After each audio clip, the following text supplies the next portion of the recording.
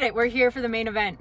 It's day 1D, Sunday. I'm gonna try to update on every break in the car. I'm gonna try to update at the end of the day and then before each subsequent day, which is hopefully a lot of days. Keep you guys in the loop of any interesting hands. I will try to film as much as I can, but to be honest, if it starts to get distracting or if I don't feel like I'm playing my best because I'm juggling the camera, the record button and trying to take notes for you guys, I'm going to put the camera down just so that I can focus. I am not going to go in with any particular strategy. I'm just going to feel my table out and adjust from there. I think that's the best way to go in. So yeah, good luck us. I hope I have some good news in a couple hours. See ya.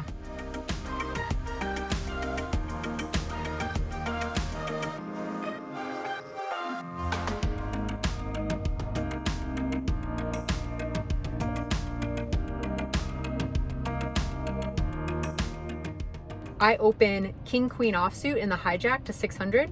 The cutoff calls, so we're heads up. The flop is Ace Jack 5 rainbow. I see bet 1100. I think he's capped at Ace Jack, pocket fives, and Ace 5 because he didn't 3-bet me pre. And I have all the best aces. I have aces, jacks, and fives, and all the hands that I just mentioned that he has. So I think betting a little bigger is fine.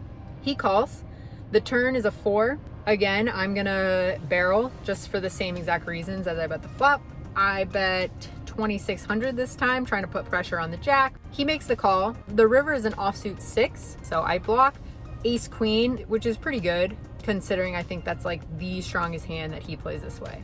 I go for it. I gather some chips. I bet 9K into a pot of about 9K. He doesn't think too long before folding. So that was really nice. Got my heart pumping early. And then that was pretty much all that happened in level 1.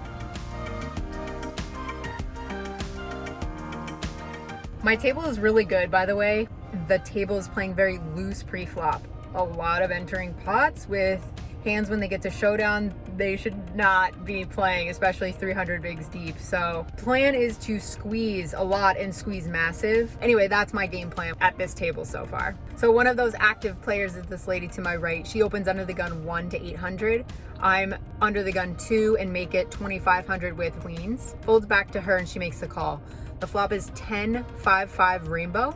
She checks. I see bet 3K. In a 3-bet pot on these paired boards, I tend to bet half pot. She makes it 7K on the flop. Snap does that.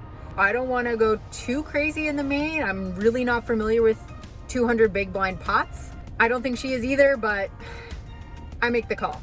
The turn is an ace of spades, bringing a backdoor flush draw. She snap checks.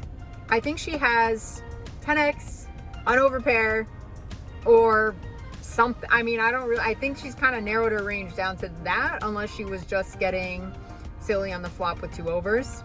But when she snap checks the ace, I mean, she could have an ace sometimes that check raises, especially when she check min raises. It looks like she's trying to just like see where she's at kind of thing, or push me off the pot. She thinks that I'm c-betting this too much. This is a lot of analysis for me checking back the turn. So I check the turn. The river is a deuce of hearts, complete brick. She bets 6K this time. I think the pot is around, there's about 20K in there, so it's a blocker bet. Now, does she ever have an ace here? Does she ever do this with like ace 10 and try to get tricky on the turn? I think she just bets, so I consider like just min raising for value, but I don't know if I'm getting a little too fancy, especially like in level 2. I'm really not sure. Like even versus small bets sometimes in the main event, it's hard for me to figure out what level people are on. And sometimes I think that even small bets are stronger than you think. I've been watching some of the coverage as well, and it just seems like people are trying to keep pots small. So I can't go for my usual read where like small equals weak. Anyway, all that being said, I just call my queens. She turns over queen 10 suited. So we scooped that 3-bet pot, which was really nice. So I think right now on level 2, we're sitting around 73,000. So just chilling, slowly inching up, ready to get back in there and play some more. All right, we made the dinner break. Let me go over a hand real quick while we're sitting in all this parking lot traffic.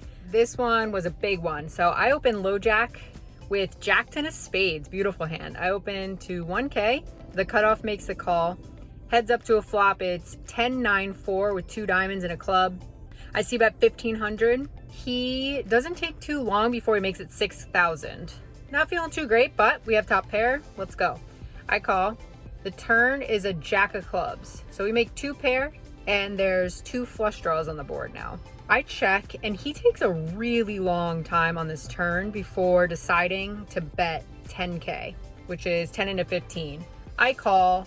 The river is a deuce of diamonds bringing the flush, and he pretty much snap checks back and has king queen offsuit. So he raised flop with 2 overs and a gutter, got there on the turn, and checked back when the flush got there. So we lost a lot there.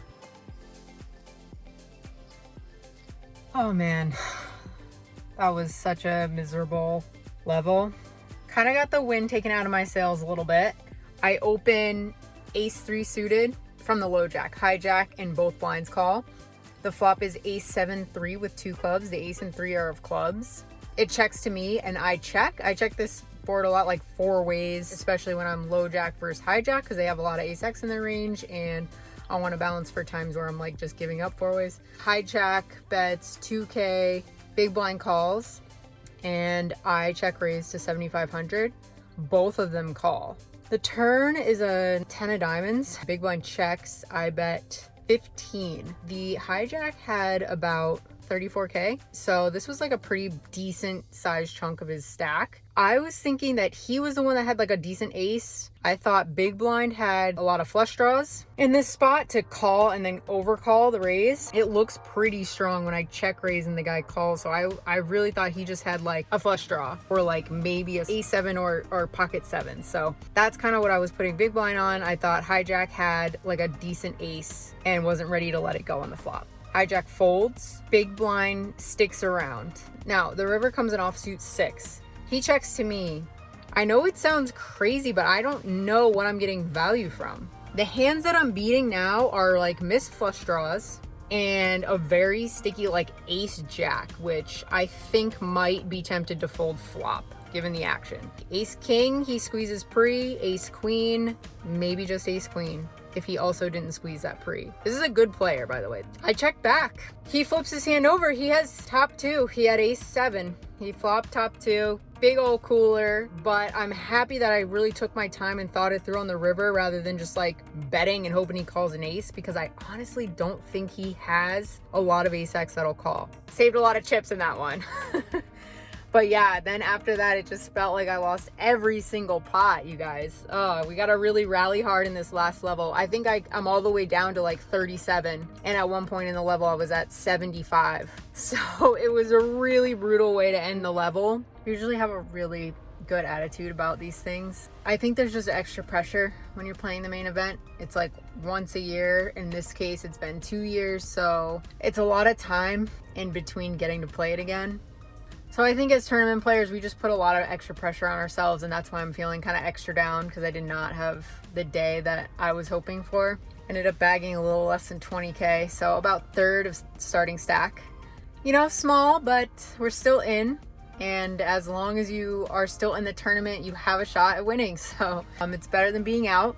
And it's better than having crumbs. So yeah, I'm gonna take a day off before day 2 and then back at it for day 2. Maybe we can get super lucky and have a completely amazing day on day 2. Oh, what a difference a day makes. I got a lot of rest yesterday and I'm feeling super good. I studied some floptimal ranges. I feel really sharp with my 25 big blind game. So that being said, let's get inside. Let's play some poker, day 2.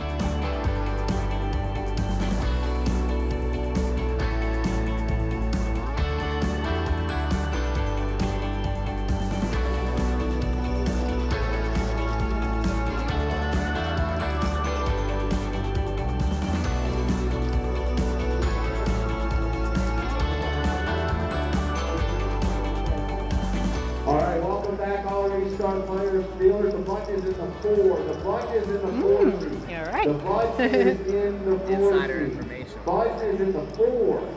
400, 800, Woohoo, we won something. 800 big blind ante. Good luck, all players, dealers, please. Shuffle off and deal. After getting a couple of light opens through and the day 2 jitters shaken off, we have chipped up now to about 20,000 chips. The low jack opens to 1,700. The button flats. And with 25 big blinds from the big blind looking down at ace queen offsuit, This one is a pure jam, so I rip it all in. Heart starts pounding, palms start getting a little bit sweaty, but both of them end up folding and we chip up a little bit more. So as you can see, did not get much going that level, but we're still in the main event. And I think I have about 16,000 going into 501K. So 16 bigs, we're gonna be all in a few times. I have my eye on some people that are opening a lot and I'm gonna shove over them. So hopefully it works out. Good luck, us.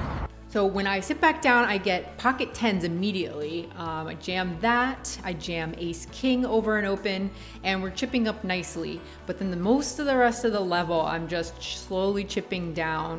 The blinds are eating away at my stack, and now I'm down to 14-5 in the big blind. It folds around to the small blind, which is really the first time this has happened at this table. It's been super active. My opponent completes his small blind and I check my option. The flop comes down 6-5 deuce rainbow. So we flop middle pair, gutter, backdoor flush draw. Pretty much a dream flop for us. He checks to me and I bet 2K to get some value and protection. He calls. The turn is an offsuit jack. He checks and I should probably consider going for a small bet here and then checking back the river just to get value out of like some sticky ace highs, you know, a deuce or threes, something like that. But I check back in game. On the river, it comes a 7 and this time my opponent leads 4K. So I start going into the tank because this is a really curious bet to me. I think that if he check called flop, he has a lot of ace high, king high type holdings. I don't really think he does that with a lot of pairs unless it's like a deuce, which probably doesn't bet the river. So I'm really confused as to what he has unless he just binked the jack on the turn or binked a 7 on the river. The problem with the 7 is that I think the 7 interacts with the flop enough that he most likely would have c-bet the flop himself. I make an emotional fold. I'm saying that it's emotional because thinking about it now, I should probably just call this, but in the moment, it's the main event. 4K of my stack was actually worth a lot, and I think I just gave him credit so that I could feel better about folding. He never showed me his hand, but he claimed he had king-queen offsuit later. I believe him. He has no reason to lie to me about it. So I believe him, and I feel really bad about that pot. I know it's a small one, but when I'm so short, those small ones matter a lot, and still kind of kicking myself over that one. After that hand, I don't have to spend too long licking my wounds because hijack opens at 2100 and I look down at pocket jacks in the small blind. With my short stack, I jam it all in, and the big blind goes all in for more. He goes all in for 30,000. Hijack doesn't think at all, he just folds. And we see that we're up against pocket sixes. So it's a dream scenario. Finally, you can get some momentum and get back on track in this tournament. We get a very clean run out and we scoop that pot. We more than double up. So we're feeling very healthy, sitting on about 22 big blinds now. We look down at pocket queens under the gun. I opened to 2,000. The button, who has now asked me for a last longer, calls. And the big blind calls as well. 3 ways. We're going to a flop. Ace 5-4, 2 diamonds comes down and everyone checks. The turn is an offsuit king, so now my queens look even worse, but it checks around again. The river is an ace, so the big blind leads 2,000. This is the same guy we played that 5-4 suited hand against. Tiny bet, I'm not going anywhere. I peel my queens just in case he's doing something silly again. Button folds and he turns over queen 5 for third pair. We have a better third pair. We take it down. We're very happy to take even the smallest pot. At this point in this level, we've had pocket tens, pocket jacks, pocket queens. So what's the very next step? Not kings. We're just gonna skip all the way up to aces. The under the gun opens to 2,100 this hand. We look down at those aces in the cutoff. With 27 blinds and 2 out of the 3 stacks behind me having such short stacks, I decide to slow play this and just peel the cutoff. The one and only big stack is also pretty aggro, so he might squeeze. I'm not really sure. I just decide to slow play it this time. Big blind jams all in for 18,000. So it looks like our plan is working out very nicely. Under the gun thinks for a really long time. We're just praying for him to go all in. He eventually folds. We make the call and see that we're up against ace king offsuit. So can't really pat ourselves on the back too much. Ace king off, he's probably going with it no matter what off of 18 blinds. So we just get the fortunate side of this cold deck for our opponent. And when the dust settles, we do indeed win the pot. No craziness. All of a sudden, we have a stack of about 40,000 chips in the main event. All right, we made it to dinner break. So if you have a rough day one, don't ever give up, because I started the day with 19K. I don't have a lot more than that.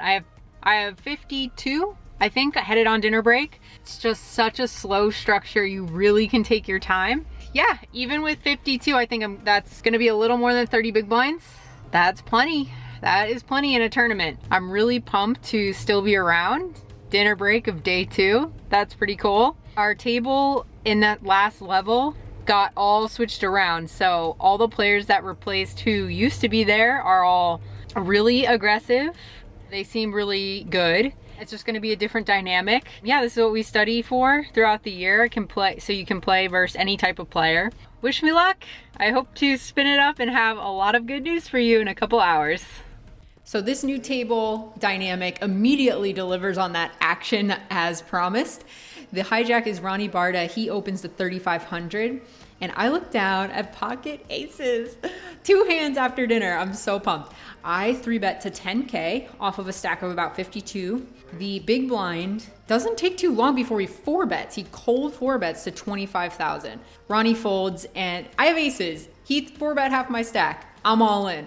He snap calls all of the slowness of day one, all of the bad levels or the, cooler situations that happen at all the levels prior to it have just erased from my memory. I'm so elated to finally get in such a good spot because he turns over pocket queens. So we have aces versus queens in a spot where we can just double up to over 100K, and I just couldn't have asked for a better situation. That is until a queen is the very first card coming out on the flop. I'm devastated. My opponent cheers. He's really pumped. I'll let you watch the run out. All right. Sometimes tournaments really are brutal. Not gonna lie, there's not much to say about that. Bad beat in the main event. I mean, it really, really sucks. I'm kind of having a hard time keeping it together right now because, that's the one tournament you look forward to all year. At least this year. The next main is not a full year from now. So if there's one silver lining, there's that. Wasn't our year for the main. Maybe next time.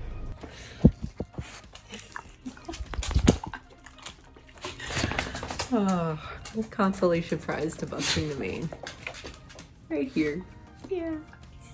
I know, guys. You're the best.